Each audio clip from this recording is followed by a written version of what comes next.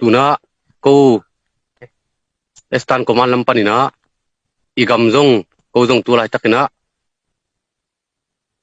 ha kenga mama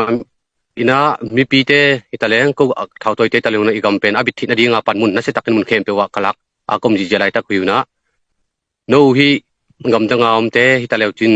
mun tom am te taleu chin no mawi nung piaksa sport na te tale no in nung bang chidia ko te kitang sap nung sing naw to tu chiang dong na igam lei lei tu chiang chiang pachene pinato bang chidia chinga ke min om hiung akwa ma khem tu na gam danga om nungak tang wal nu pi pa pi hitale nu le pa te taleu chin no ma mon manung pan pi diwa mang chidia sum le pai ma to nung pan pi ja ja ding tu ma lungul ma saung ma saina eya ding na thagum ha na bangma kini dun ilezong pasian ina igam le ilei zo gam le zo mi akich khem pe pen pasianong piaksa ilei tang pen namdang te khun noya pen atun di ki phaloi manina sun to jan to ko imuno liangin gozume kai nuai phalbi noya gam nuai tenga igam le nama ding na thatang to na se mina ichibangin iminam ka khol lot manuna ko jong tulai takina mun khem pe wa pan mun alaji ja hiung igam lei lei ma sumle pai to hu jo ten sumle pai tong huina thatang to ko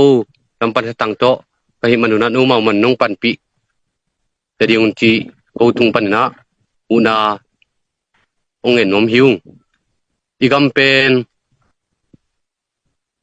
bang chiria ei mai ni zun kele kwanong zun ding hiam igam le ya ding na bang chiria mi hing lampan hi le ei mi bangin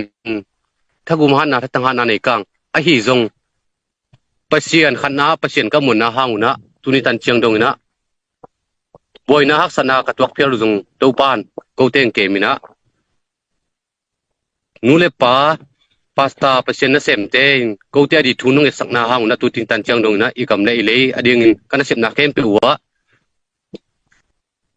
ka hi na bang topan ngom pin ngol zo pi hi toy manina no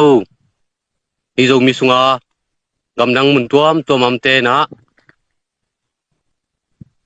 bbc panina pan sumpen nung na kya je na diu na chin ibyak pasian ji sumin to gamne na marina sep naw to china ke manung chial son nom hilaing